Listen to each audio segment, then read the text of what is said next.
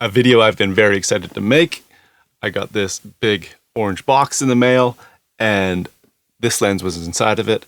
If you saw my other video, I've got numerous videos about this lens. I love this lens. It's like a part of me now, but it broke unexpectedly for seemingly no reason.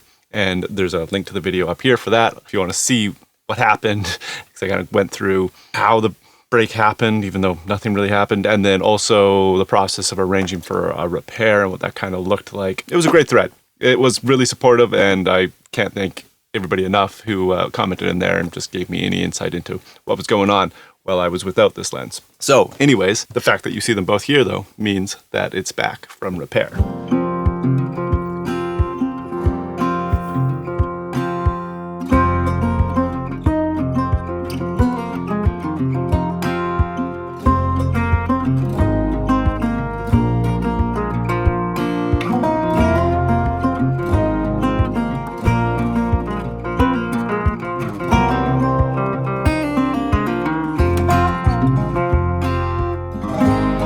I have been having so much fun with it since it came back. Lots of great content on the way. I've got wildlife shots I've been doing. I've got concert photography shots I've been doing with the same lens. So there'll be a little concert photography Sony 200-600mm lens video coming up as well. And I've also got a Sony a7 IV, which I'm filming this video with. So this is my old a7C, up for sale if you know anybody that wants one. Great camera, but man, that Sony a7 IV, I'm so happy with. Lots of new gear, lots of exciting videos on the way. But I wanted to talk about the process of getting this repaired and what that looked like, what they did to the best of my knowledge, and what I've noticed since getting it back, because it's better than I thought it would be. And that's the most exciting part. So first thing I think we should do is look at the papers they sent me for the repair. The company was called Gentek International. They're kind of like the Canadian service people that Sony authorizes.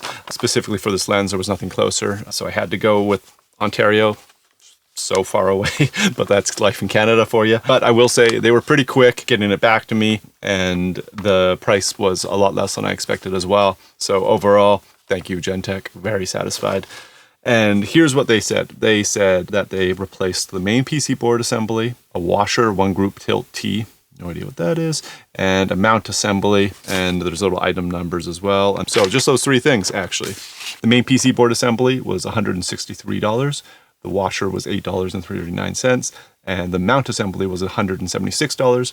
And then I think there was probably labor on that as well, I would assume. Our total charge for this whole thing, including shipping, which was amazingly only $10 to get it shipped back to me, was $601.01, which is incredibly cheap, I think. I was expecting $1,000 at least. So I'm actually quite happy with that price. I know that people may have different opinions on that, but I think I mentally prepared for the worst.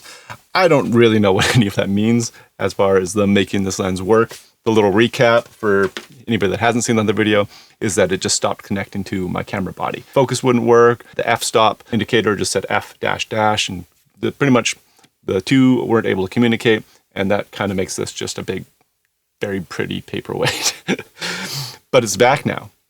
And not only does the focus work and it communicates with the camera, what is better than ever, and I didn't even know was broken, is that the stabilization is now incredible. Like way better than it was. I think the stabilization just wasn't working when I had it before. I was out there, handheld hunting for birds at 600mm and having a really hard time. And now it's so much easier. I think it was kind of a blessing because I think I got really good at tracking animals without the stabilization. But now that I have it, it's like, wow, this is so much better. I'm so thrilled with that. It's so awesome having it back. This is just the best lens ever when it works, I think. Aside from that, check this out. I want people's opinion. If you have this lens, does yours do this? I'm gonna hold it up to the mic so you can hear it. That's just me turning the camera, just kind of as if you were putting the lens on. It's seated in there, it's in there, but there's just this little bit of play, and I don't have that on all my lenses. But this one definitely does. It did before as well, but I'm just wondering, is that what burnt the contacts out last time? Because if so, Will this problem just happen again? Or is that totally normal? A little bit of play. You probably can't really see it, but it's, try and hold it closer. No, you can't really tell, but you can hear it, I think. So I'm a little concerned about it breaking again, but at the same time, that might not be an issue at all. It might be totally fine. And in which case, I am having the best time ever. I'll throw up a couple shots that I've taken recently that I'm very excited about. And overall, it's just getting me out there again. In the time without this lens, I still did a lot of photography and videography. In that, I got really into like portrait photography and using off-camera flash. And you know, it's an endless world. You don't need a wildlife lens to enjoy photography. But it certainly helps if you're into wildlife photography or, like I said, concert photography, video on that coming soon. So overall, great success. I'm back. I am whole again. Thank you for all your support. Everyone that watched the other video and commented and said nice words and offered advice. Totally appreciate it. I'm so glad to be back in action.